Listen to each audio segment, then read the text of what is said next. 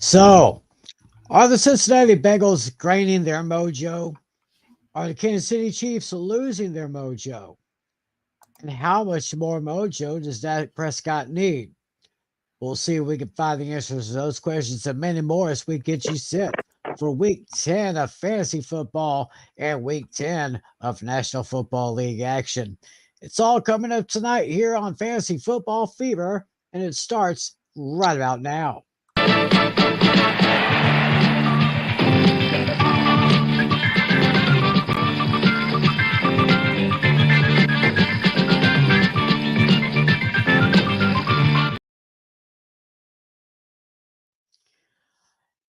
And greetings to all. Welcome to this edition of Fantasy Football Fever for Tuesday, November 7th, 2023.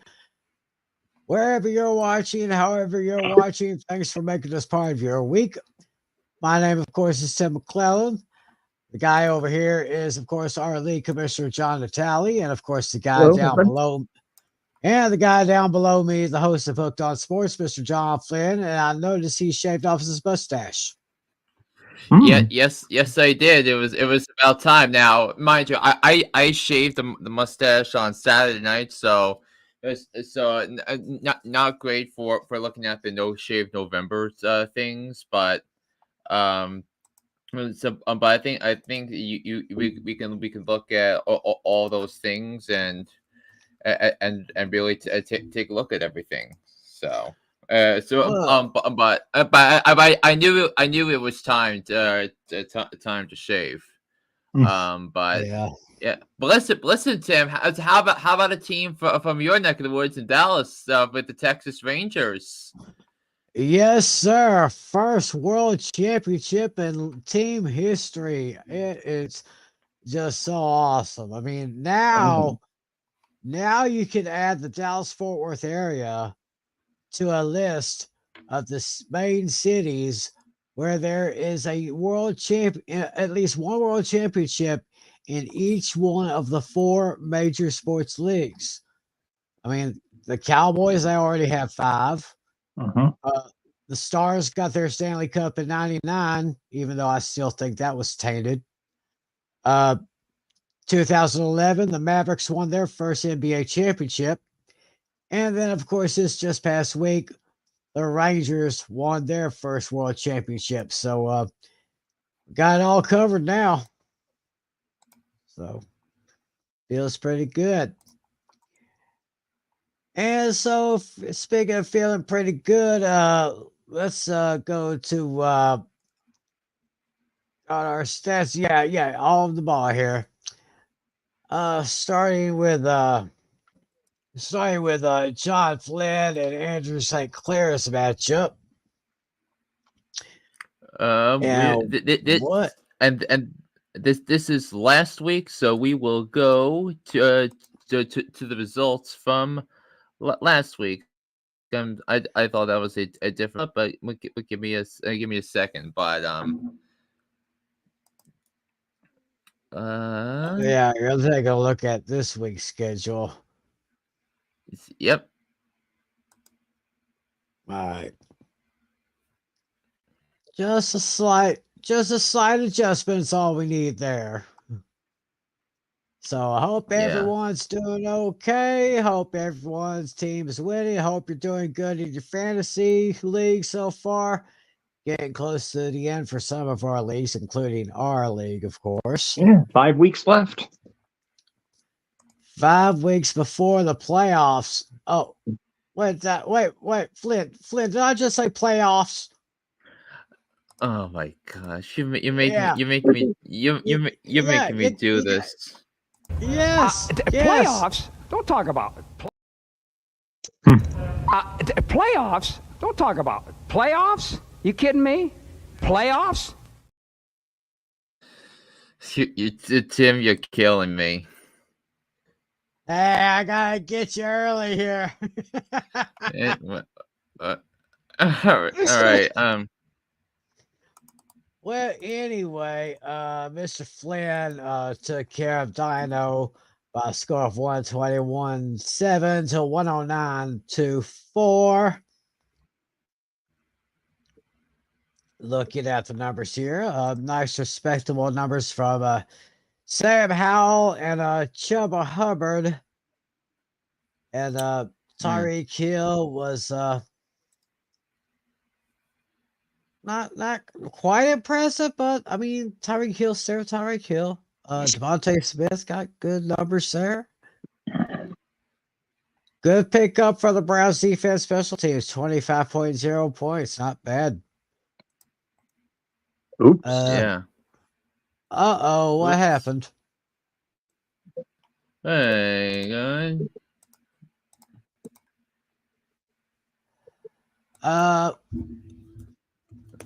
Maybe we this is new to me. Maybe we need to add a little something that says we're experiencing technical difficulties. Please stand by. Mhm. Oh my god, That's all right, this is now folks. popping up in all of my leagues. Yeah, but it was a but while we're fixing this, that but I did get bailed out by it's by Justin Herbert having not much luck against the Jets. Yeah. Yeah, No, you didn't have no touchdown passes. Didn't have anything there. oh no. The only Yes, touchdown came on the ground. yeah, I projected Yeah. a 21.2, but he only got 7.14 points. Yeah. Dino was able to get 19.2 from Derrick Henry, 17.9 from Jonathan Taylor, 12.7 from Mike Evans, David Njoku, 12.6, and 18 points off of the Saints defense special teams. Meanwhile, taking a look at the bench numbers, wow.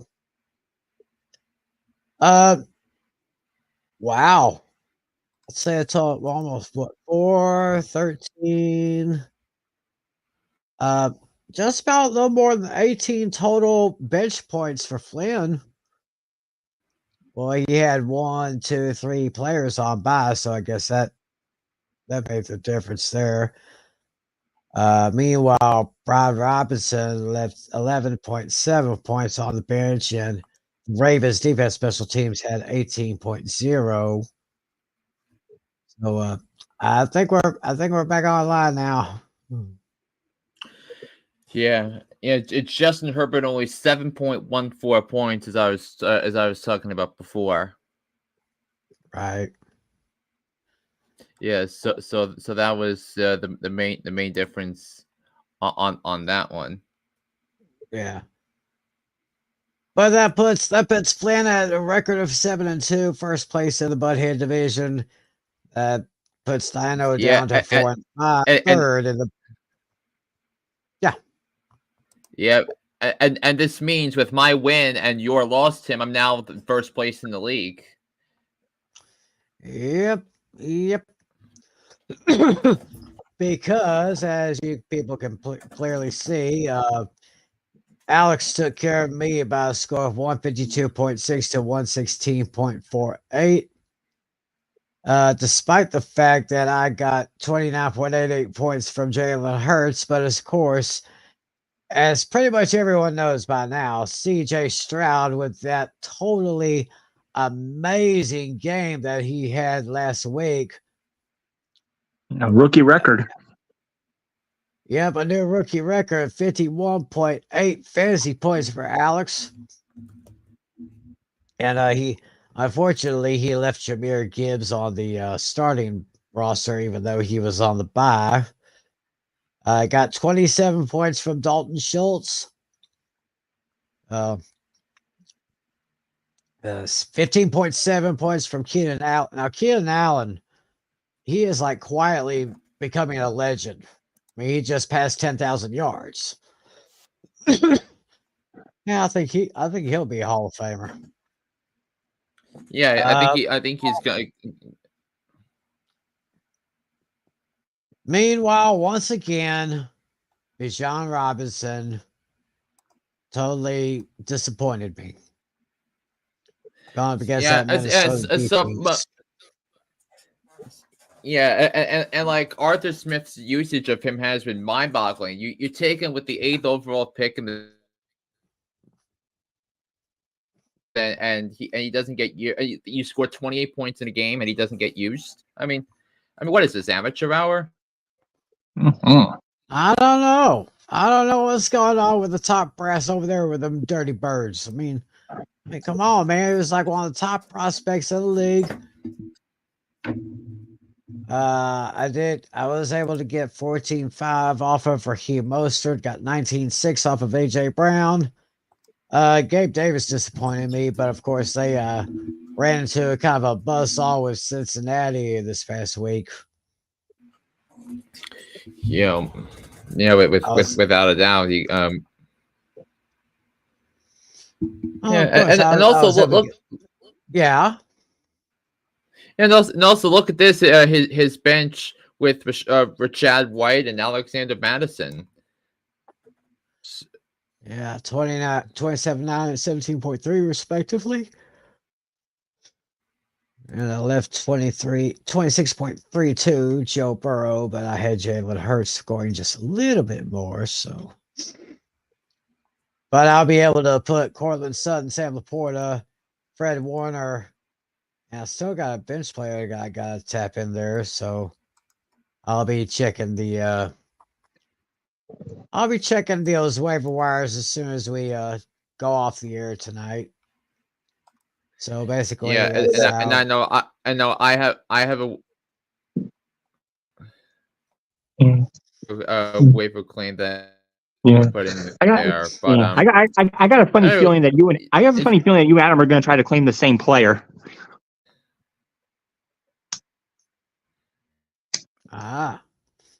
Sure, just a hunch, because both Adam and Flynn right now are in the market for a tight end.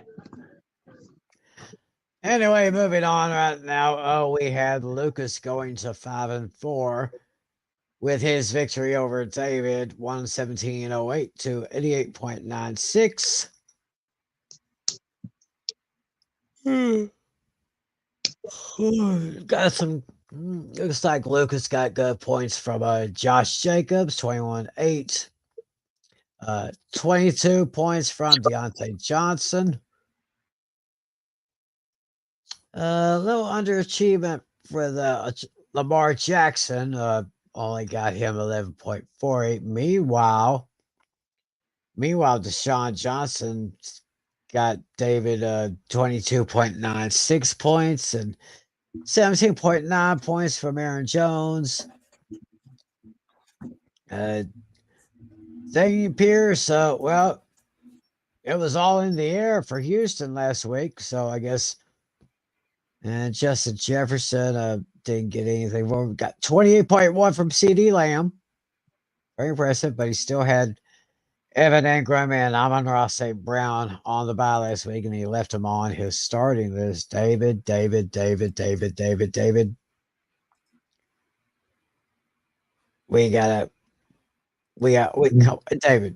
we gotta talk. Yeah, I've tried telling him once. Yeah, we gotta talk, bud. Meanwhile, let's check the bench players. Well, Lucas somehow got Tank Dell from Houston, wide receiver, 29.6 points on the bench. Meanwhile, Breece Hall, 16.2. Alvin Kamara at 18.2. Jahan Johnson, 11.3. Michael Thomas, 0. And 12.1 from Juju Smith-Schuster. So that's basically how it went. David, pay attention to the waiver wires, your injury reports. That is the most important thing.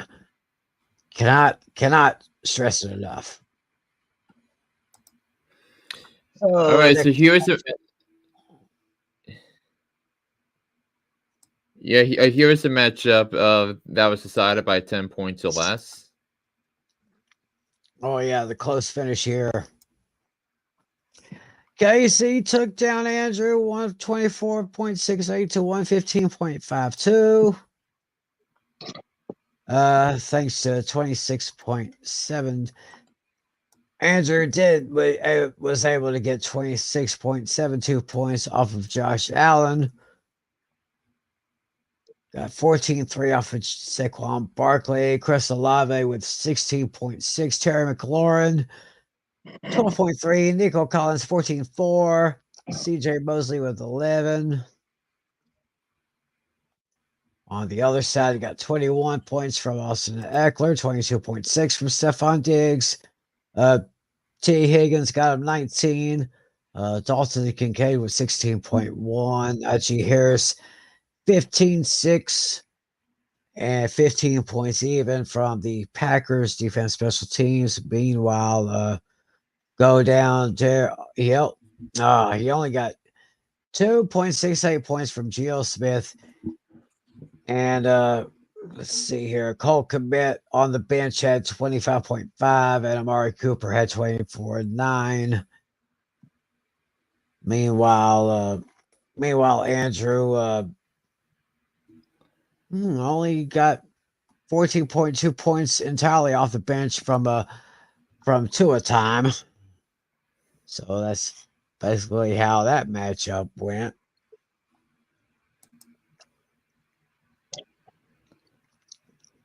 And this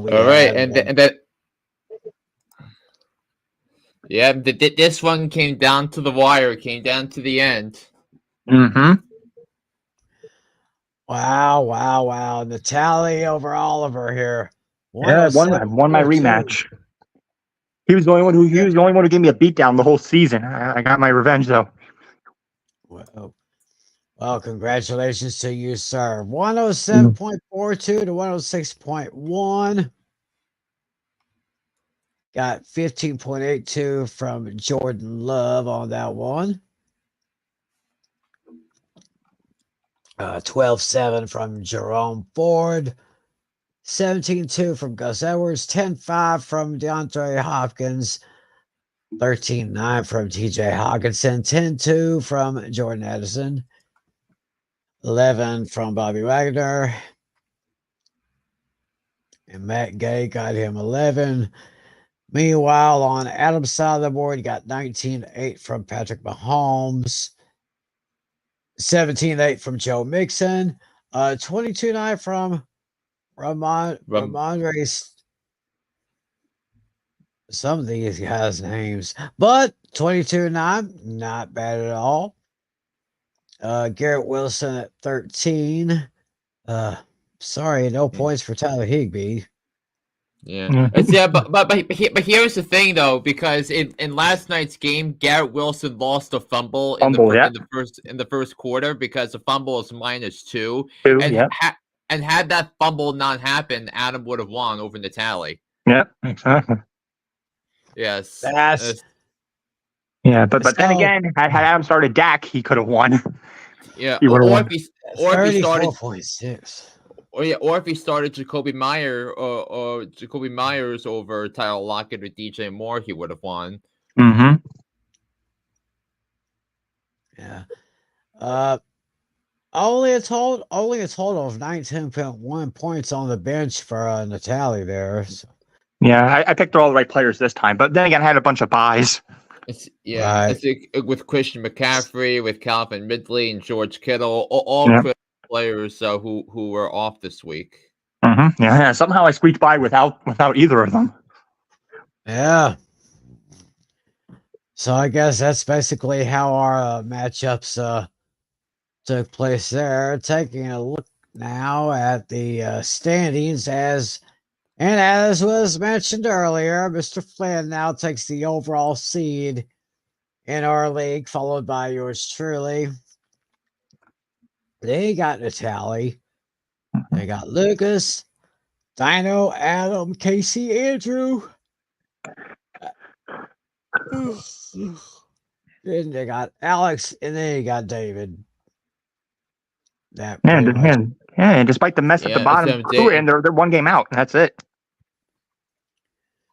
Yeah, and it just more interestingly is that even though Adam is currently in the 6th seed, he only right now has a 49% chance to make the playoffs, whereas KC right now is a 7 seed, has a 60% chance to make the playoffs, and despite scoring 100 fewer points than Adam. But I think it's because Adam still has a lot of players soon to get beyond the bye week, and then the weeks 11 and 12. Week 11 he's facing Tim, and then week 12, a week where everybody plays, I face him. So he's got a tough schedule coming up the next couple of weeks. Yes. So I'm 7-2 right now. So I think it's time now to start looking at the at the matchups here. Just give me 1 second. Let me get here we go.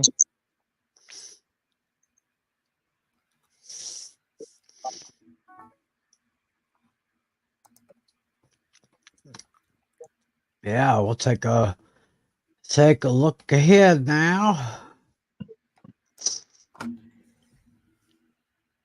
See, that's where we accidentally started the show, but we have it now. It's going to have Andrew taking on Flynn here. Ooh, a rematch. Yeah, Yes, one of Flynn's 2 losses. Yeah. So right now, Andrew has the advantage 133.9 to 118.1. Yeah, it's gonna be a tough one. Flynn's got his big 3 on bye. You got a tall order here. Yeah, because I have Travis Kelce, Tyreek Hill, Devontae Smith all off this week. So I have I have my backup plan plans ready to go through the waiver wire. Yeah, pretty good. Yeah, I mean, I'm starting to lose interest in Sky Moore now because of Rashee Rice. I mean, he is really coming on as a top, probably the number 2 receiver that the Chiefs have. Yeah, I've been dead wrong. I was dead wrong on Sky Moore from the start of the season. Because remember we went through the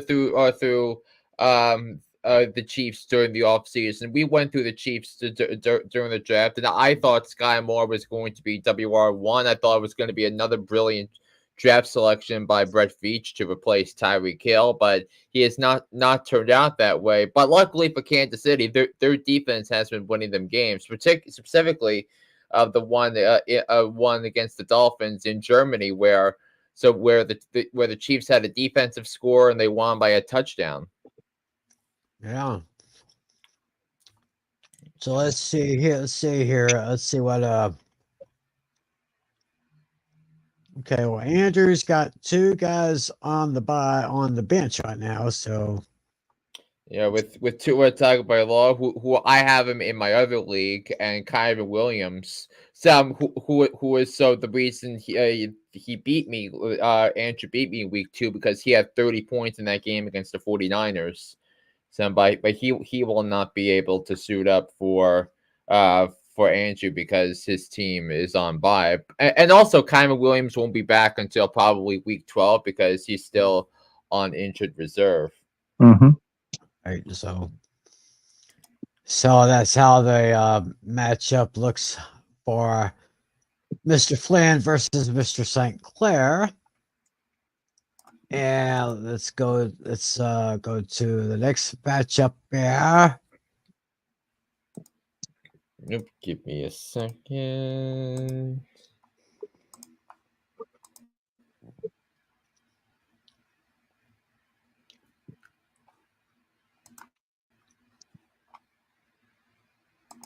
All right, let's go to that one here. It's where is it? There it is, right here.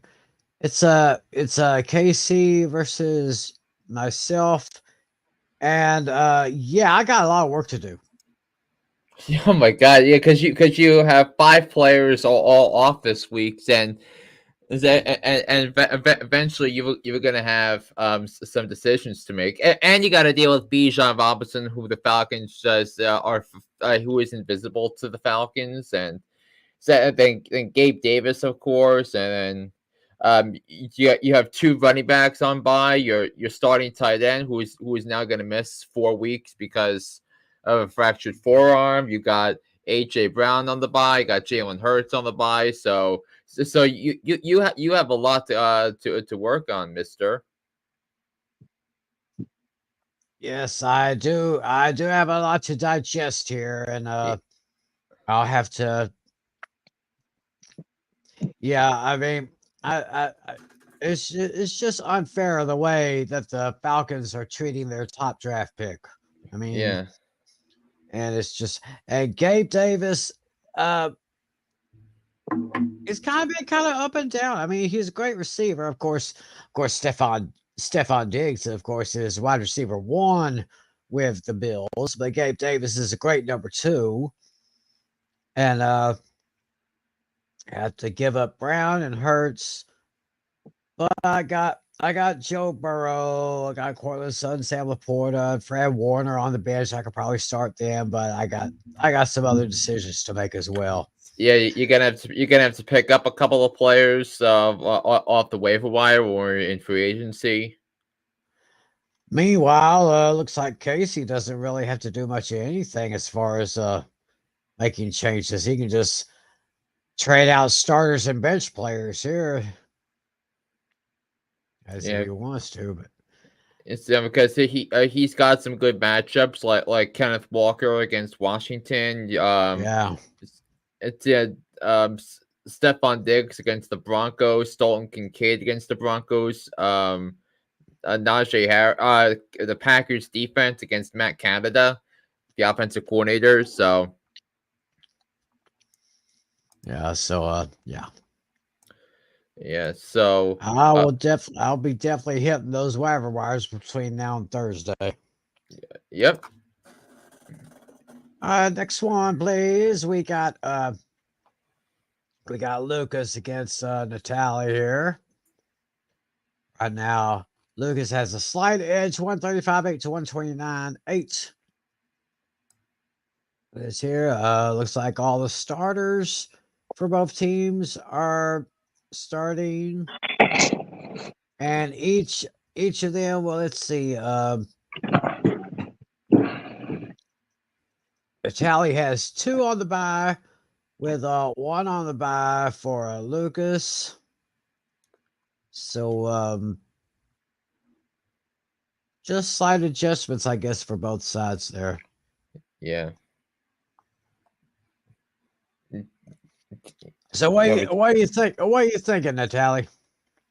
Yeah, I got a bit of a roster crunch. I haven't really figured out who I'm starting yet. I'm kind of nervous to start Calvin Ridley. Right now I have him on the bench, even though he's projected with a good total. I'm just not sure with that 49er defense, despite both of them being rested. Yeah. Right. But then again, Ridley hasn't been too flashy. He's only had 2 touchdowns this whole year. Yeah. Mm-hmm. Yeah. And then Hopkins he's like a bag of tricks. Every time I start him, he does nothing, and when I bench him, he goes off. Yeah, and you also got to deal with the Jordan Love Justin Fields dilemma again, because you got Jordan Love going against the Steelers, and then you got Justin Fields going on Thursday night against Carolina. Yeah. And you'll have to make a determination on that, which I don't think is going to be that complicated. And I'll explain why later on in the show. Yeah, well, Fields hasn't been cleared yet, so we'll see. Fields not out of the woods just yet. Yeah. I'm waiting until he's officially in or out before I make my decision. Yeah. So that's going to be a very interesting proposition right there. So yeah, that's why I pulled back on Kyler Murray for now. I was tempted to get him, but all right. Next, we got Dino going up against David. Right now, Dino has the advantage 137.8 to 110.5. Yeah. Looking at looking at David, it's not that bad for him. Not that bad, even though he still has Justin Jefferson in his starting lineup, and Damian Pierce is questionable for the Texans. Yeah. Looking down at their bench players, But this should be a perfect opportunity for David to win if he can make his lineup adjustments, because looking at Breece Hall, Alvin Kamara, so he can move one of them to the flex and move Amon St. Brown to one of the wide receiver spots to replace Justin Jefferson. So this can absolutely be a week where David can win if he makes fantasy adjustments. if he makes those adjustments, he could probably break through here. Yeah, because listen, he's only a game behind. Yeah, only one game behind here. So Yeah, this is your meanwhile, opportunity, David. David, Yeah. this is your opportunity, buddy. yeah, and this is a team, a player that he is trailing for one of those playoff spots, because I think Beavis right Dino is right now the 5 seed. So if they win, they pull even. Ah, that'll be a close one right there. Yeah. Yes, and I think I think Beavis is probably going to get much better results from Justin Herbert and from Jonathan and also getting Deebo Samuel back, because Deebo was practicing yesterday, and I think he was back at it today. So that's a really good news for the 49ers. And also Trent Williams was doing work on the side for the 49ers. So it very much looks like if he is able to play, he's going to play on Sunday. So that's really good news for the San Francisco 49ers. Very good for a team that's coming off the bye week, that is coming off of the bye week after coming off 3 straight losses after they totally destroyed the Cowboys. Yeah. But I think that the injuries to Deebo Samuel and to Trent Williams made a big difference. Right. All right. So here's the last matchup of the week. And this is going to be a critical one, because you got Adam taking on Putnam, and that might be big for one of the wild cards at the end, because Putnam, after starting the season 0-6, has won 3 in a row. Yeah, not bad. Looks like looking at the stars, looks like Adam's got Tyler Higbee on the bye. It's got Patrick Mahomes, Harrison Butker for the Chiefs. Chiefs are on the bye week this week, so not much. Just slight adjustments here. I mean, nothing real too serious or anything. Most definitely, most definitely about that.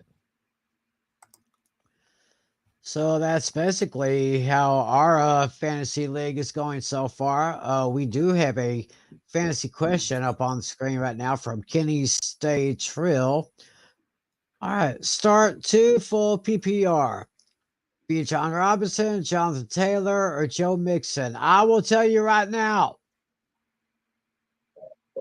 I have just about as much faith as Bijan Robinson. I think I have more faith in Bijan Robinson than the Atlanta Falcons brass do. I mean, I don't know. They're not working him like they should be working a top draft pick. Jonathan Taylor, of course, he recently came off injury. He's okay. Joe Mixon, I would definitely, if I had to take 2 of those 3, I would obviously have to take Jonathan Taylor and Joe Mixon. Oh yeah, I 100% agree. We're sharing the brain on this one. Jonathan Taylor is going up against the Patriots in Germany, and Joe Mixon's going up against the Texans on Sunday in Cincinnati. So it's not bad matchups either one. And I think the crazy thing is we're talking about Bijan Robinson for a team for a Falcons team that's playing the Arizona Cardinals on Sunday, which is mind-boggling. But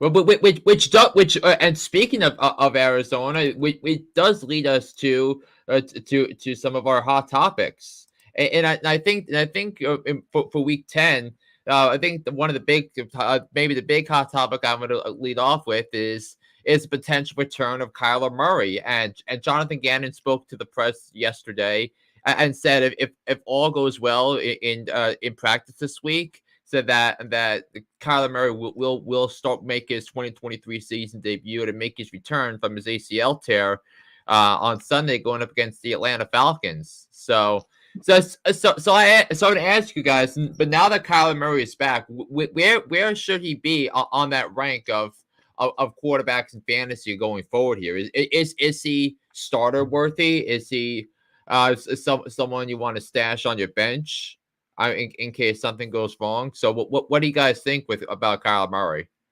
I would say put him on the bench for now.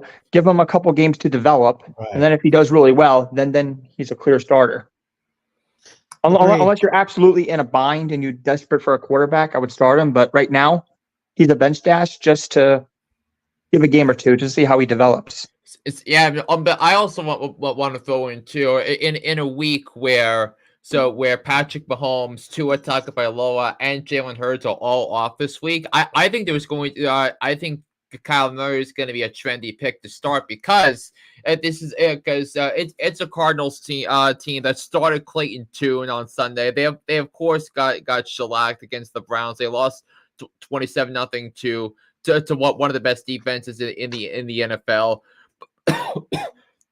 But also against the Falcons team, so that just lost at home to Joshua Dobbs of the Vikings, a Vikings team that just added him 5 days prior, and yet he didn't take any snaps with the first team because Kevin O'Connell was planning on starting Jaron Hall. Hall gets hurt. The Dobbs comes in and he leads the Vikings to an improbable victory on the road against Atlanta in a game that could decide whether or not the Vikings make the Falcons make the playoffs because when you harken back to the preseason standings and how I saw the NFC.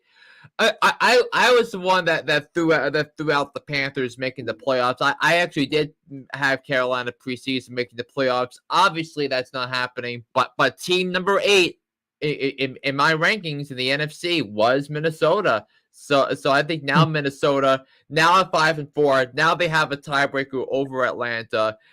Now they have another chance to win another tiebreaker against the Saints on Sunday. So it's going to be a monster game there. And in a game that Joshua Dobbs, who is known to be an astronaut, is a tough, dependable, and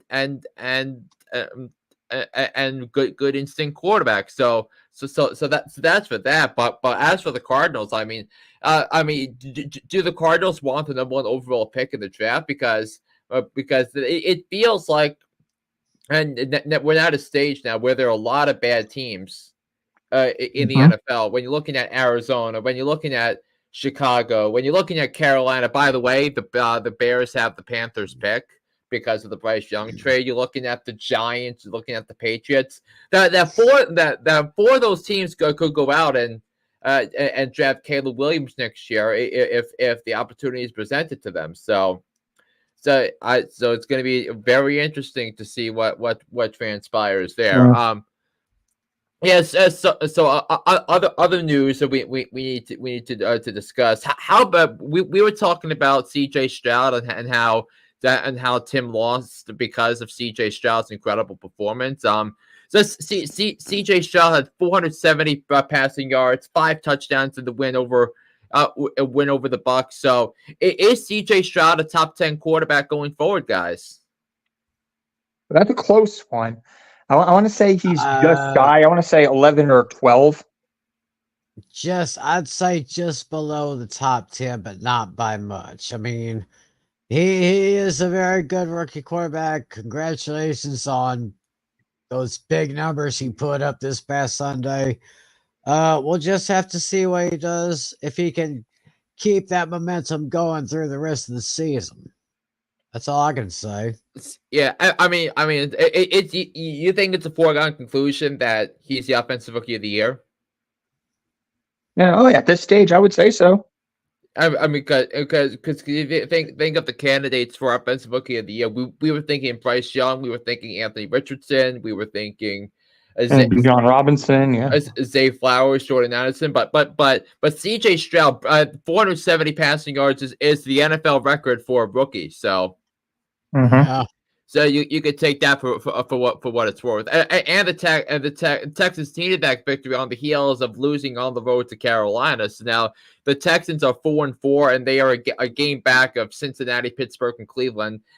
For the wild card. And speaking of the AFC North, if the season ended today, the three wild card teams would all come from the AFC North. But now Baltimore is 7-2, and then you have Pittsburgh, Cleveland, and Cincinnati as the last three wild cards. So I think that's a very interesting development there. Yeah, and also. Yeah, and I also there's also another a couple of other things to know is that we were mentioning Dallas Goedert. So he's out. He has a fractured forearm. He's out for 4 weeks. So I think there's some opportunities here for maybe for more targets for AJ Brown, for Devontae Smith when they see Kansas City in 2 weeks. Oh yeah. Mm-hmm. Yeah, and the Vikings the Minnesota Vikings suffered 2 more injuries to their offense on top of Kirk Cousins, on top of Justin Jefferson. That they lost their running back Cam Akers to an Achilles tear, so his season is over. So I think so now this means even though it sucks to see someone go down, this is a big win for Alexander Madison fantasy owners because Alex Madison, I was screaming he is a legit RB2 in 10 to 12 team leagues, and now Madison, so who is ranked number 23 in fantasy rankings, saw his production dip over the last in each of the last 3 weeks.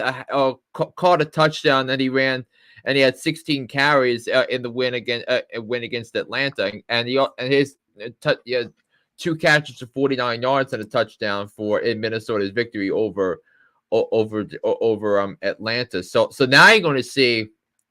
So who can we pick up? Who can we start? Who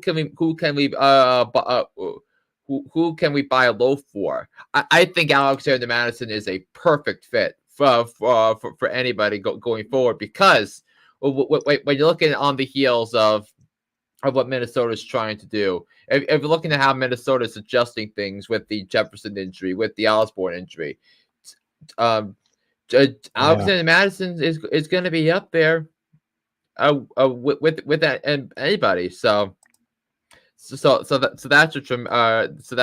storyline going forward here. And then we also got to talk about Daniel Jones. His right ACL is torn. His season is over. I remember I'm a Hooked on Sports podcast.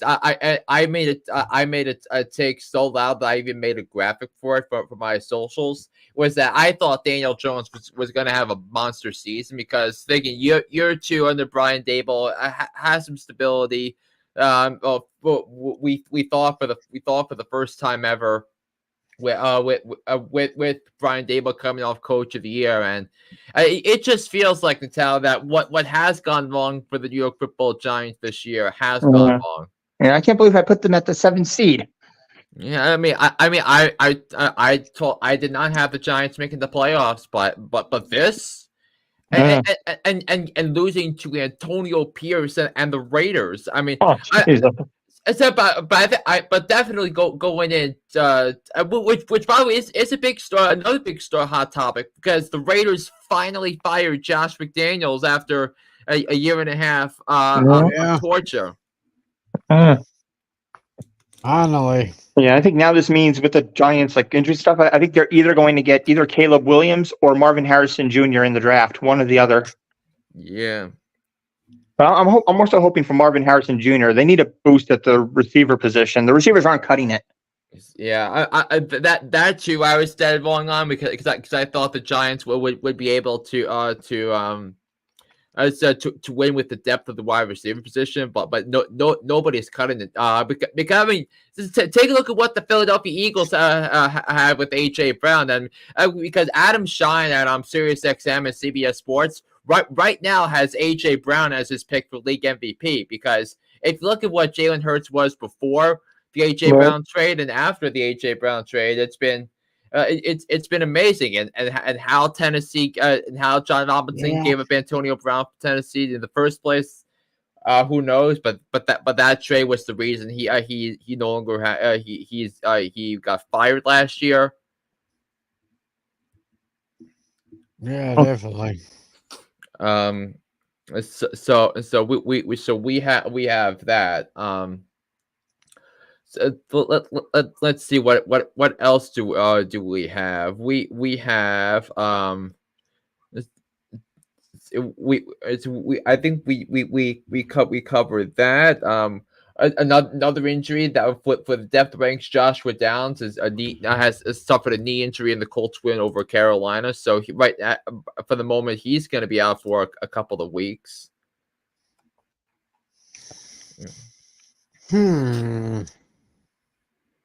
Wonder what difference that's going to make. Yeah.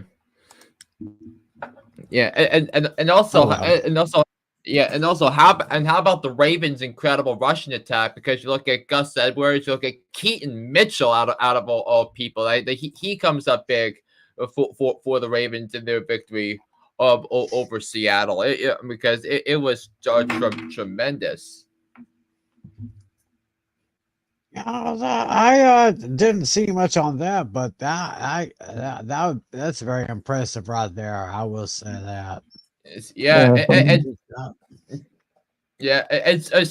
So now you've seen Baltimore, you've seen Jacksonville, you've seen a turning of the corner with Cincinnati. So which one of those three teams do you feel like is the biggest threat to Kansas City in the AFC? Baltimore, Jacksonville, or Kansas City? Oh yeah, I'm gonna go with Baltimore. I think that they defined the odds. They proved me wrong. I didn't have them making the playoffs, but yeah, they've been playing exceptionally well.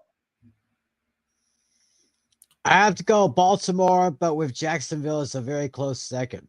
Mm-hmm. Very close second. Yeah, and I think a popular pick right now to be a league MVP right now is Lamar Jackson, because if you look at what Lamar Jackson has done, he had a couple of tough moments. I think you look at the Indy losses one, you look at how he played in the second half of the Pittsburgh game, but my goodness, what a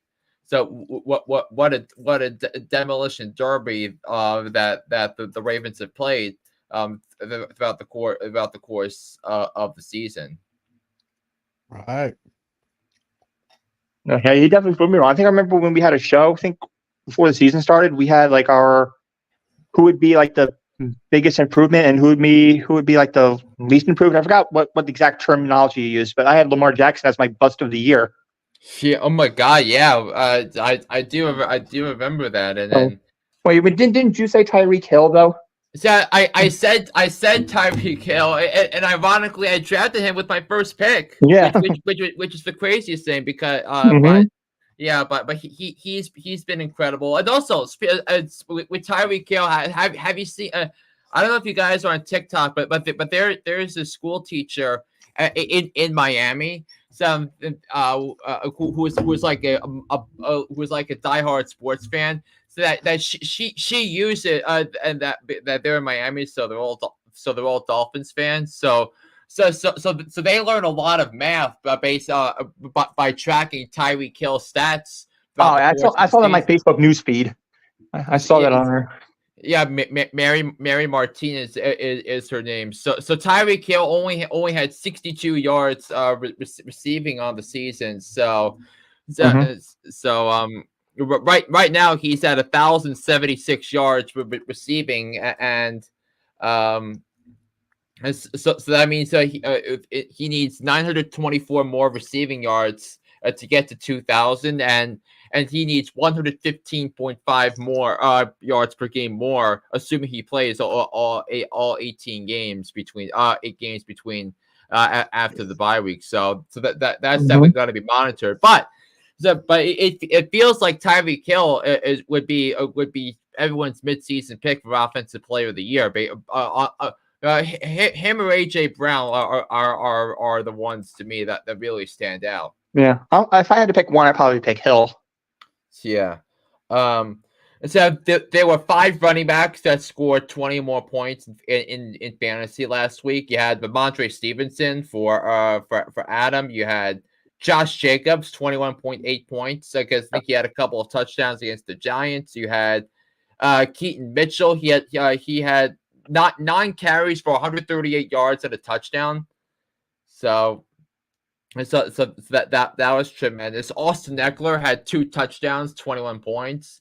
And then Rachaad White of the Tampa Bay Buccaneers. So he led everybody with 27.9 fantasy points. So he had 2 touchdowns. He had over 100 all-purpose yards. He had 4 receptions, 2 rushing touchdowns. So he was incredible.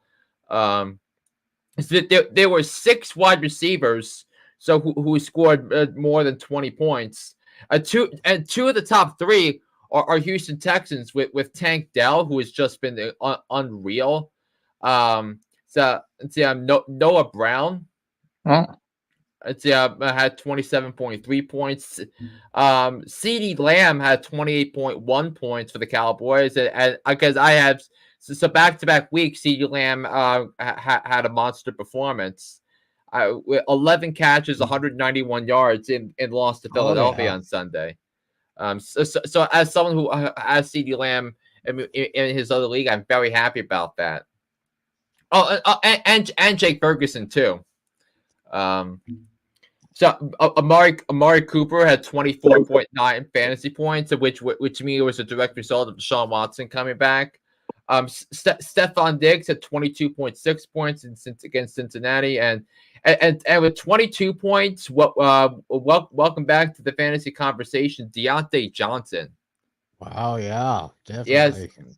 Yes. So 3 weeks, so 2 weeks in a row, he's outperformed. Actually, 3 weeks in a row, he's outperformed expectations and outperformed the projections. So Deontay Johnson has proven to be a difference going forward. So with that, and you also had 6 tight ends score more than 20 points last week. You had Jonnu Smith, the Falcons, Jake Ferguson, Taysom Hill had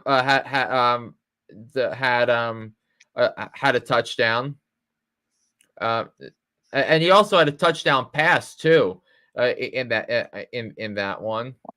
Yeah. Cade Otton of the Buccaneers had 23 points. Cole Kmet of the Bears, 25.5 in New Orleans, and then Dalton Schultz led everybody with 27 points. Yeah, once again, CJ Stroud with that awesome game, I'm telling you. Yeah.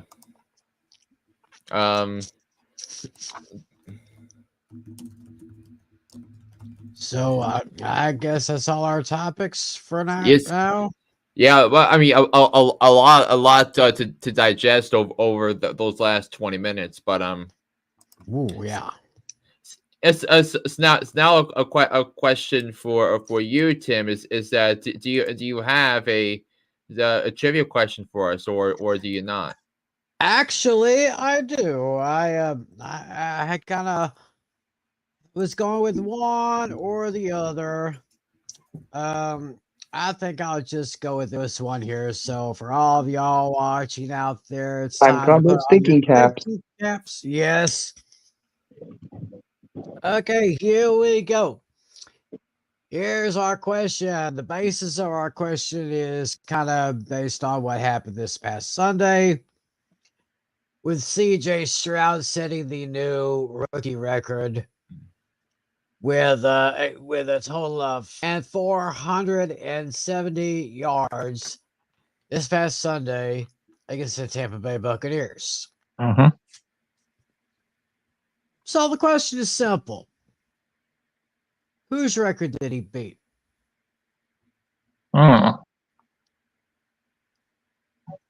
Something to think about right there. Whose record does CJ Stroud beat? CJ Stroud, 470 passing yards, 5 touchdowns. CJ Stroud beat the next person. We just want to know who that is. And while you're thinking about the answer, I think we got some stardoms and setums.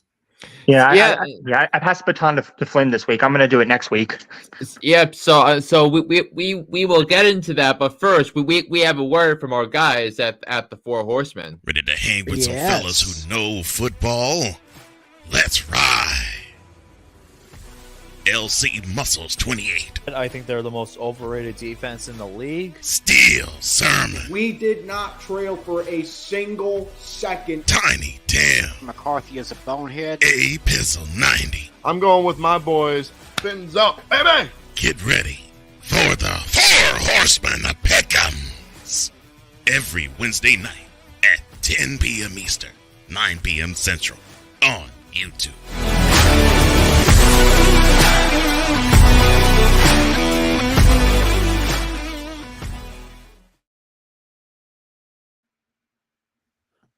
That's right, folks. Y'all be sure to saddle up with me and my friends over there with the Four Horsemen of Pick'ems tomorrow night, 10 Eastern, 9 Central. A Pizzle 90, that's a channel to look up. So what we got next on the agenda? Yes, so we are going. I'm going to give you my ideas for who to start and sit this week. So without any further ado, let's get to it. My fantasy starting quarterback for week number 10 of the National Football League, assuming he is clear, we'll have to see it, but it's looking pretty good for him. I'm going to go with my guy, Justin Fields of the Chicago Bears. I think Justin Fields has a tremendous matchup against the Carolina Panthers because when you're looking at what the Bears do well, you're looking at two things that you want to see the Bears do well. Maybe because they've abandoned the pass attack, but still, so they have number 4 in the league in rushing. They're number 4 in rush defense. They're number 1 in yards allowed per carry, and given the instability with the Bears running back room, it looks like Khalil Herbert is going to be coming off injured reserve and going to be playing this Thursday night. So this is and even though Carolina is ranked number 8, has the 8th ranked fantasy defense against quarterbacks, it doesn't account for Justin Fields' mobile ability, and I think the Panthers are going to have a hard time stopping the run, and I think Justin Fields is going to be part of that. I think Justin Fields has a great matchup for the Chicago Bears going up against the Carolina Panthers on Thursday night. My starting running back for week number 10 in the NFL, I'm going to go with Breece Hall for the New York Jets. First time all year, I've been stressing the positive with Breece Hall, but look, Breece Hall's healthy. He's been effective, and I think he's got a really good matchup here against the Vegas Raiders. I mean, and lost in the shuffle with the Raiders' dominant victory over the Giants. I thought Saquon Barkley played really well. If we're being honest here, he had close to 100 yards rushing against the Raiders on Sunday, and I think Breece Hall with his power running attack and a Raiders defense that might not have. That might not stop the run. I think it's a great matchup for him. Also, in a game where there's potential garbage time situations, that Breece Hall might have some catches out of the backfield as well. So I think it's a really good matchup for Breece Hall against the Raiders. So I think Breece Hall is my pick to start for this week. I don't even say this as for this Jets offense, but this is a good matchup for him. My fantasy wide receiver starting for the week, and I know, Natalia, you will appreciate this.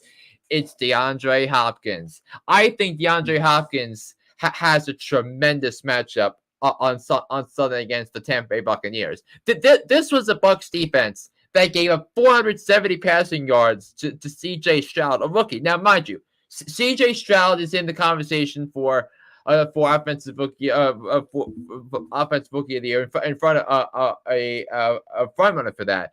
And C.J. Stroud, if the season were to end today, which it doesn't, he is going to get some 4th and 5th place votes for league MVP. But DeAndre Hopkins now has Will Levis as a starting quarterback again. And I think the Titans announced today that Will Levis is going to be the starter going forward for Tennessee, which I think is the right move, the only move. Ryan Tannehill should never see the field again for the Titans, and DeAndre Hopkins is going to benefit from the long ball. So for all the smack I've given Natalia about DeAndre Hopkins, my starting wide receiver is my guy, DeAndre Hopkins. Is this Ron Burgundy? Am I crazy? Yeah, you bet I'm crazy. DeAndre Hopkins is my starting for the week for wide receivers. My fantasy tight end for the week to start is Trey McBride of the Arizona Cardinals, and I think he's going to be a beneficiary, the beneficiary of Kyler Murray coming back, because I think Kyler Murray should be, assuming he comes back, he should be able to spread the ball down the field. McBride is a good matchup against the Falcons defense that's had some issues covering tight ends this year. So I think what figures to be what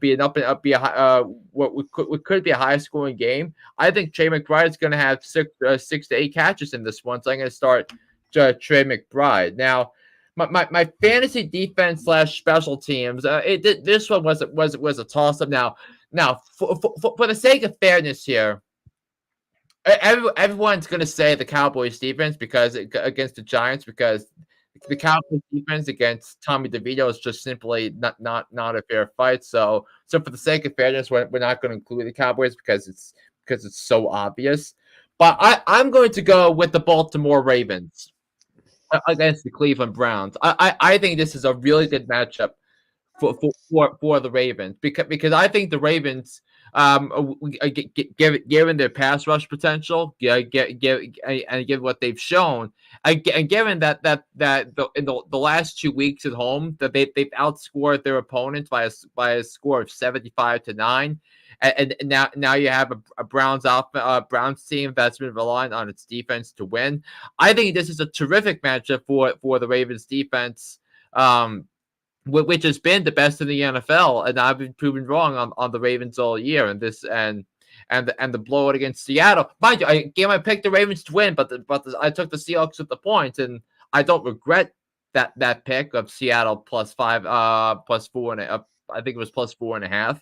But yes, absolutely, you got to start the Ravens defense again this week. They've been the number 2 defense in fantasy this year behind Dallas.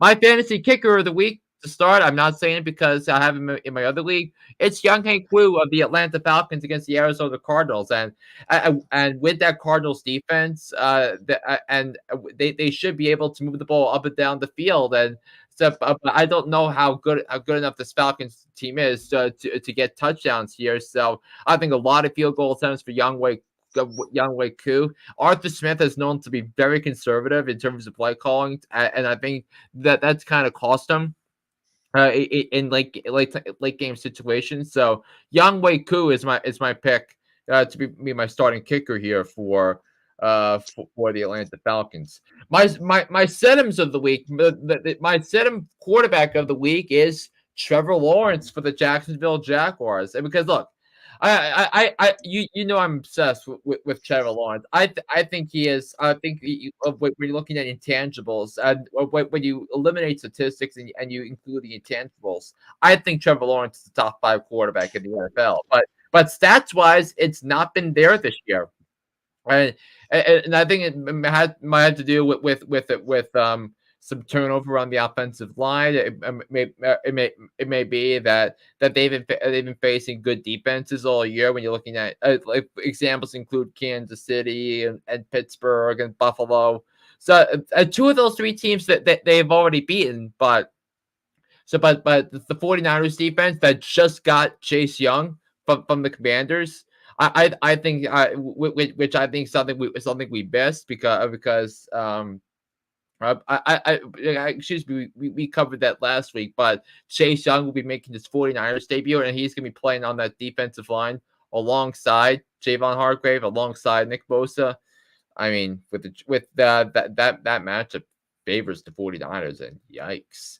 My running back set of the week, I know he's I know this might be an interest for Natalie. I would set Jerome Ford of the Cleveland Browns against the Baltimore Ravens, and I think I think you look at look at the Browns. Look, I've been obsessed with the Browns' offensive line all year, but I think that they have an even matchup here, and I don't think that's going to favor a team that will be on the field that much. So Jerome Ford is my second running back of the week. My second wide receiver of the week is Devontae Adams for the Vegas Raiders going up against the Jets, and Devontae Adams is going to be has Sauce Gardner as the guy who's going to guard him. So I think on the heels of a couple of back to back bad matchup bad weeks for him. So and in week 8 against the Lions on that Monday night game, he only had 1 catch for 11 yards. And in the game against the Giants, a game that the Raiders won by 24 points. And Devontae Adams only had 4 catches for 34 yards. And in fact, in 4 of the last 5 weeks, Devontae Adams has scored less than 10 points in all of them. So it's definitely not going to improve against the Jets defense with one of the best corners of the game in Sauce Gardner guarding him for 60 minutes on Sunday Night Football. And still can't believe that Jets Raiders game wasn't flexed out of Sunday Night Football. My tight end sit of the week is I can't believe I'm saying this because I have him in my other league. Kyle Pitts of the Atlanta Falcons against the Arizona Cardinals because Jonnu Smith has done a better job of producing for the Falcons these past few weeks, and Kyle Pitts is trending in the wrong direction. I fear so. And I think this is more about a volume situation rather than a matchup situation. So I think Jonnu Smith is gonna have more production on Sunday for the Atlanta Falcons than he. And my sit-em defense of the week is going to be the Cleveland Browns defense / special teams. I know they're mine, but I think it's going to be a brutal matchup for them. In terms of Lamar Jackson, that running attack, it's going to be not easy by any stretch of the imagination there. And my sit-em kicker of the week is going to be Cameron Dicker of the LA Chargers against the Lions because the Lions have not given up more than 10 points to a fantasy kicker yet this season in one game. And I think in a game that's going to require the Chargers to score touchdowns, that'll limit the field goal attempts and the extra points, 2-point conversions, or whatever the game script will be. That's who I have as my sit-em of the week with that regard. So, and any surprises, guys? Wow, you really got me with the Hopkins one. I totally did not see that coming. It's because I think I've been screaming for years. I think Will Levis is good is a good solid quarterback. And Will Levis was QB2 on my draft board for a while. So and I think I'm happy he's starting to prove people wrong. I thought he was fine against Pittsburgh. He didn't turn the ball over until the last play of the game where we needed desperation throw to for the win, which didn't turn out well for him. But I think it was very very good, all things considered, on that. But yeah, and I think I knew you was surprised because with all the slack I've given you this entire off season about DeAndre Hopkins and thinking that I got away with you benching DeAndre Hopkins 2 weeks ago when scoring 34.9 points. But I got Gus Edwards to thank for that. Yeah, I got to thank Dino for that. He's the one who dropped him in the first place. Yeah. Dino dropped him. Yeah, I'm like, yeah, thanks a lot, Dino. And then when I saw he was on a hot streak, I'm like, ooh, I got to pick this guy up because I think I had a running back crunch at the time. Yeah. I'm in the exact same situation in mind, and why I sent out a trade proposal to Alex Putnam to help me fix that. Oh, yeah, I think Dino sent one to Andrew, but Andrew rejected it, and Andrew wanted to get my opinion. I think, I was on the fence. Dino asked for Tua Tagovailoa, and in return, he was going to give Andrew Jerry Jeudy and Brian Robinson Jr. What? No. Yeah. So yeah, Andrew said no. Yeah. And I told him if Dino was to counter with Jonathan Taylor, I would probably say okay. But yeah, but I'm like with if we talked about Alex's bench because he had Brees. No, actually, David had Brees Hall and Alvin Kamara on his bench, but he's not going to accept trade proposals from anybody. Meanwhile, Putnam has Rashad White and Alexander Madison, so on his bench. Yeah, but I do. It looks like I will get Travis Etienne back from the bye week, and then I will be getting then we'll see what happens in the trade. But I think with all this being said, Tim, I think I'm ready to tell everyone who we're picking this week. Oh yeah.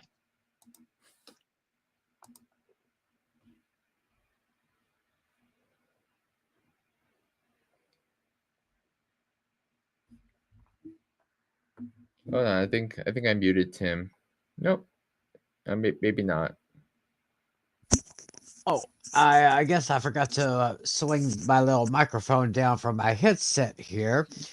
As you can see, upper left-hand side, week 9, Flynn and Tally both went 11-3 straight up. I went 8-6.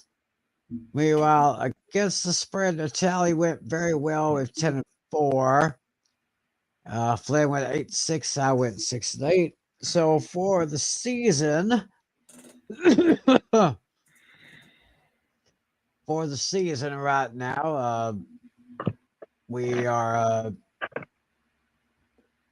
82-54 for Flynn straight up. Tally and myself tied at 84 and 52. And for the season, I guess the spread, I have a slight one game advantage over the Tally, 71-63-2. He's got 70-64 and 2. And Flynn is bringing up the rear at 64-70 and 2. And so with that, we will go into our picks. And you see right out there at the bottom of the screen there, 4 teams on the bye week this week. Kansas City Chiefs, Miami Dolphins, Los Angeles Rams, and those Philadelphia Chickens. So And if you have any of those players who play for any one of those 4 teams, be sure you bench them. Or if you have to cut them because they will do you no good this week. And so, as we look at the list of the games for this week, Carolina at Chicago, I think we all agree that this is the garbage game of the week. Indeed.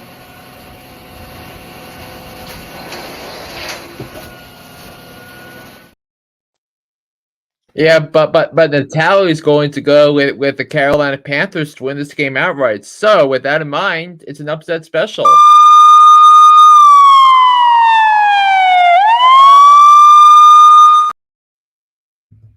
Yeah, I mean, yeah, even if Fields does play, I don't think he's going to be 100% necessarily. Yeah, but I think Justin Fields is gonna have a good game. Yeah, I hope you're right. I really hope you're right. I hope so too. I've got them winning 7. I got the Bears winning 17-13. Then we go to the Germany game, Frankfurt, Germany. Got the Colts and the Patriots. Flynn and Natalie going with the Colts. I am going with the Patriots on this one. So I guess that's it there. We are all in agreement with the Baltimore Ravens taking down the Cleveland Browns. Yeah, although both of you have the Browns points, but I think Baltimore -6 was tricky because but I think this is a bad matchup for Cleveland. Yeah, it could well be. And it looks like we are all in agreement with the Bengals over the Texans. Yeah, I mean the Texans covering can feel like an overreaction to CJ Stroud and his performance on Sunday, but I do think CJ Stroud is gonna move the ball up and down the field against Cincinnati. I think it's gonna be a case where the Bengals find a way to win despite playing their B game. So that's going to be something to note here. But the Bengals are absolutely in the conversation in the Super Bowl, but to go to the Super Bowl. Yeah, especially this past week when they took down those Buffalo Bills. That was I was listening to that game the other night on the radio, and very impressive there. We have the 49ers at the Jaguars. Natalie is lone wolf here. He's actually taking the Jaguars to win this one. Yeah, the Niners haven't been themselves lately. They've been slowly falling apart a bit. I think it's the return of Deebo Samuel and the return of Trent Williams and the addition of Chase Young to that defensive line, and that Jacksonville's offensive line is going to be quite vulnerable on Sunday. So I think those three things are those factors of why I took San Francisco. I mean, if it was the case that Trent Williams and Deebo Samuel weren't going to play, but Brock Purdy was going to be a double agent like he was in the Cincinnati game and a double agent like he was in the Minnesota game. So that was just how it's going to work. But I think that's where how I feel about that. Yeah, I agree totally, especially with the 49ers coming off of the bye week after losing 3 games in a row after they tore up on the Cowboys a few weeks ago. Saints at Vikings. Flynn and we are both taking the Vikings, while Natalie is taking the Saints. Yeah, I mean, Hawkinson is hurt. He's dealing with an injury. Even if he plays, he might not be 100%. He's a key piece to their offense. Yeah, he was, like I said, he was a great pickup from Detroit. Packers at Steelers. We are all united in taking the Steelers over the Packers. Yeah, but I think one note about the Vikings Saints game is that I think the Vikings have a major coaching advantage in that game. When you're looking at Kevin O'Connell against Dennis Allen, and then you're looking at Brian Flores coaching up that defense. I think that's where I'm gonna putting the Vikings ahead of the Saints. So we also have Tennessee at Tampa Bay. Natalie and I are taking the Bucks, while Flynn is taking the Titans. Interesting. Yeah, I think Will Levis should have been the starter from the beginning. For the Titans, they probably would have won a couple of more games because of that. Yeah, I think we also before you were going to talk about the Steelers Packers game, we all have the Steelers winning that game, and I have that as a low scoring game. Mm. Yeah, I see. 19-9. Interesting. Okay. Going into the late Sunday games, we have the Falcons heading to Arizona to take out the Cardinals. Natalia and I agree with the Cardinals, with the Falcons winning, while Flynn is taking the Cardinals. Yeah, that was the most difficult one for me. It's the toughest one for me to pick. The toughest ones for me to pick were the Niners and Jaguars, and then the Falcons, the Arizona Cardinals. Interesting right there. We have the Detroit Lions heading to Los Angeles, taking on the Chargers over at SoFi, and we are all in agreement. We're all taking the Lions over the Chargers. Dallas, with the biggest point spread of the week, they're at home against the New York Giants. And this appears to be the lock of the week for everybody. Yeah. So Flynn, can you give us 3 locks? A 1.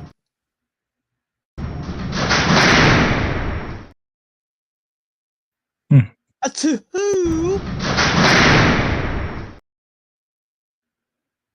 3. And 3 is the magic number. I guess there's no question here. Even though people gonna see, Oh, sorry. Go ahead.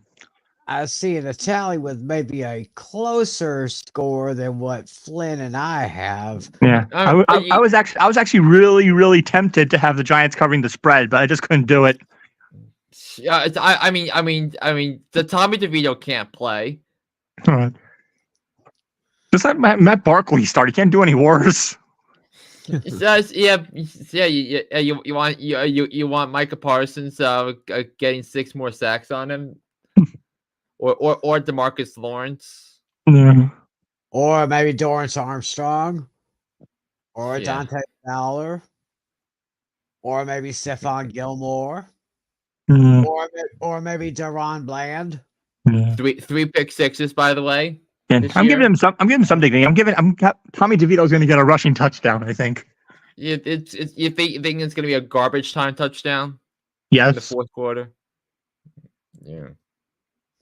I think it'll be him and possibly Barkley with the other one. Yeah.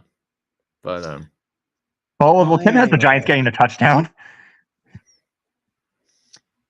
Anyway, we're pretty much in agreement with that. Washington at Seattle. We all have Seattle winning. However, Natalie's got Washington with the points. Yeah, I think 6 is just slightly high. I do think they're going to make it interesting.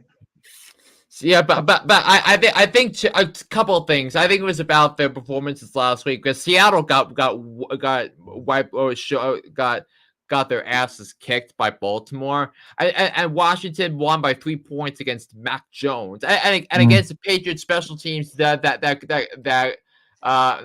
couldn't go play without committing a penalty. So yeah, so I think Seattle is gonna bounce back here.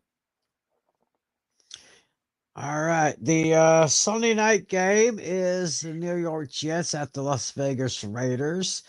Flynn and I are taking the hometown Raiders, while Natalie is taking the Jets. Zach Wilson on a short week.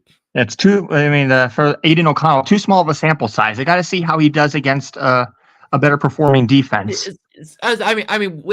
Which coach do you trust right now? Adrian Peters, Antonio Pierce, or Robert Saleh? Well, yeah, true. It's just Which quarterback do you trust, Aiden O'Connell or Zach Wilson? Well, honestly, neither. I had to pick. It came down to the defense was a tiebreaker for me. I feel like the Jets' defense is a little bit better. I mean, if Brian Dable didn't try the field goal attempt, this is a Jets team that would have lost to the Giants. That should have lost to Tommy DeVito. So of course I can't pick the Jets to win that game. And mind you, this was a Raiders team that, listen, I thought was going to be the worst team in the AFC this year. I had them winning 4 or 5 games tops. They're about to go to 5-5. Well, I mean, here's your shot to catch up to me now. Yeah, if everything goes your way, then yeah. Yeah, if everything goes my way, I'm going to be tied with you in the standings. With the spreads. I mean, because I think in terms of the spreads, we have 1, 2, 3, 4, 5, 6, 7, 8, 9 games where we defer against the spread. Wow. And finally, the Monday night matchup, it's the Denver Broncos at the Buffalo Bills, and we are all in agreement with the Bills. Yeah, Flynn has the Broncos covering. Yeah. Barely, though. Yeah. I mean, it's also the Broncos coming off a bye week, too. So. Oh, both of you have the Broncos covering. Yeah. Yeah. I have the Bills winning outright. Yeah, winning and covering. I mean, well, if you're a favorite and you win outright, it's just a matter of right. You cover the spread. But I mean, goes for underdogs. You just win the game outright. Like for example, like Carolina, who will obviously lose on Thursday night because the tally doesn't know how to pick Thursday night football games. Apparently. Yeah. Well, you did get the Steelers game right though last week. Yep. So of course, there are 3 guarantees in life. Death, outside last week, 3 guarantees in life: death, taxes, and the tally loses on Thursday night football. That's that's just how it's going to work, man. I mean, to be fair, I do have I make the picks and I don't see them beforehand. So I'm not influenced in any way. But of course, that's what's going to happen. So coming up on Thursday night football. So I'm going to stop sharing the screen, and I think we have to give our answers for the trivia question. Oh yeah. So once again, the question was CJ Stroud last week against the Buccaneers threw for 470 yards and 5 touchdowns. So the question was, what rookie did he pass for that record? I have a bit of a guess. It might be a little bit of a wild one, though. I believe it's an active player. I'm going with Lamar Jackson. Yeah, I was initially thinking Cam Newton because he had that amazing because in his first game the amazing debut against the Cardinals and he had that amazing thing. But I do remember Deshaun Watson had like a crazy game in Seattle before he tore his ACL that first time and that end of the season. So I'm gonna go with Deshaun Watson here. Okay, yeah, I'm going with Lamar Jackson. Deshaun Watson is good. Lamar Jackson is good. But once again, we have stumped our panel. Go back to 2012, week 9. Andrew Luck. Andrew Luck? Who did he play that week? He didn't play New England, did he? It was the Colts against the Dolphins. Oh, of course. I think that was the year after the was Joe Philbin coaching the Dolphins then? I don't quite remember, but Andrew Luck threw for 433 yards that game. So wow, that came out of is essential. But I think for the Dolphins, that was the week after they played at the Meadowlands the day before Hurricane Sandy hit. But I can't even take it that far back. 2012. Well, that was like 12 years ago. I can't feel that far back. So it was Andrew Luck with 433 passing yards against the Dolphins that way. That day. So yeah, I'm just now looking at Deshaun Watson that week 8 game against Seattle. Because the other day he tore his ACL. He had 402 passing yards in that one. So that was a good guess there. 402 with 4 touchdowns. Not bad. And a 41-38 final. Then Cam Newton in his where I pull up his fantasy numbers, but I'm looking at week 1 against Arizona.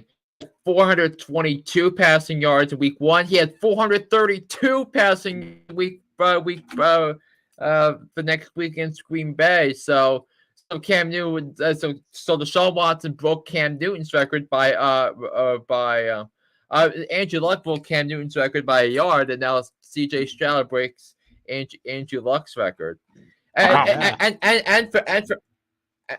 for reference, remember Lamar Jackson that didn't start playing his rookie year until mid-season. So, but his season high that year was 204 passing. Yep. So that was your answer, Andrew Luck, back in 2012, 433 against the Miami Dolphins. And so we are just about to wrap things up here with week 10 of Fantasy Football Fever. Don't forget, y'all, we got some links to Hooked on Sports. Look to the description area right down there. Click on one of those links and you'll go straight to Hooked on Sports. John Flynn's got all the sports information you need.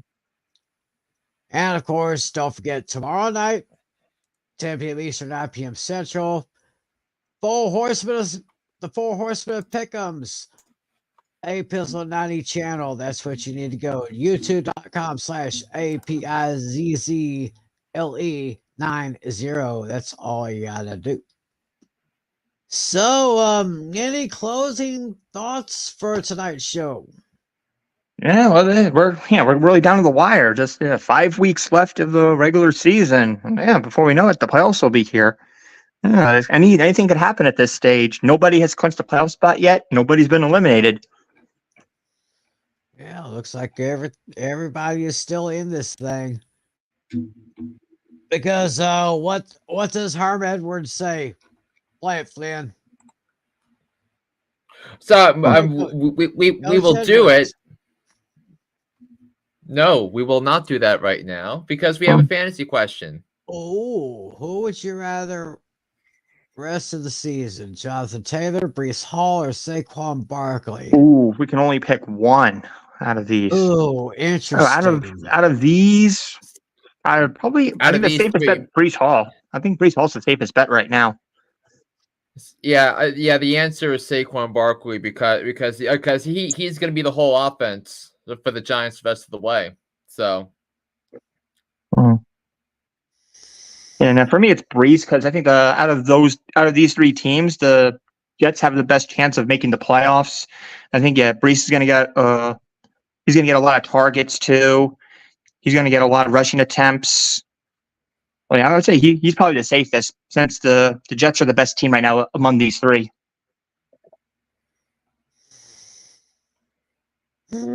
Sounds interesting there, Breece Hall.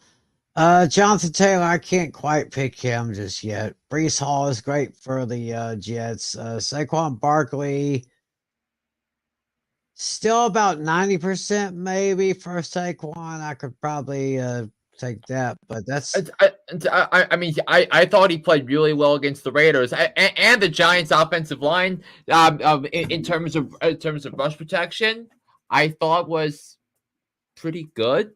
I thought the Giants' offensive line played their best game of the season against the Raiders. It was just the problem was that Tommy DeVito couldn't throw the football accurately for that. But I thought the Giants O-line played pretty well over the weekend. But so which is why I think Saquon Barkley will allow Saquon Barkley's home run hitting ability to show up at some point.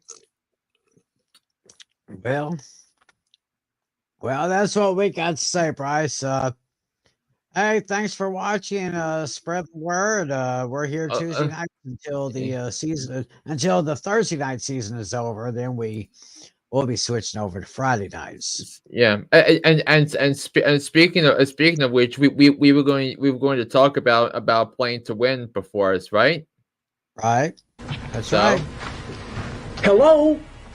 You play to win the game. Yeah. So that's that for you. You're welcome, Bryce. Thanks for watching. Spread the word. Listen, people. I don't think I've ever mentioned this before, but we have some people who sent in questions. We love it. We love trying to answer your questions. Spread the word. Best thing to do. Tell people about it. You want to see more of this stuff. Hit the subscribe button. Hit the little bell so you'll know when a new video is ready for you. And hit the thumbs up. Give us a like. Spread the word. We're trying to help other fantasy players get their stuff. You heard the startup incentives and all that. And obviously, I got a lot of work to do, obviously, with my team. So as soon as we get off the air, I'm probably going to work on that before I hit the sack. So I guess we will put a wrap on this. Don't forget, John Flynn Hooked on Sports. Don't forget that. And don't forget, we'll all be back here, same time, same place. We're still getting close to the playoffs in fantasy. I know you people are too. You fantasy players out there getting your playoffs pretty close. So, oh yeah. And then the final reminder: the bye is the. Oh, sorry. I was going to say the buys one more time, just as the final reminder. Dolphins, Eagles, Chiefs, Rams. There you go. Yeah, and which includes Patrick Mahomes, which includes Travis Kelce, which includes Cooper Kupp, Jalen Hurts, AJ Brown, Cooper Kupp, Jalen Waddle, Raheem Mostert, among others. Yeah, and many more. Yep. Yeah, and the whole hee-haw gang. Anyway, that's a different story there. So, great show, guys. Thanks. Oh yeah. You guys helped make this awesome. Can't do it without you. And we can't do this show without all of you because this is why we do it for you. We love each and every one of you. So we'll put the wraps for tonight. For Mr. Natale, for Mr. Flynn, I'm Mr. McClellan. Thanks for watching this. Stay warm out there. Enjoy the games, everybody. God bless you all. And as always, be a good sport. See ya.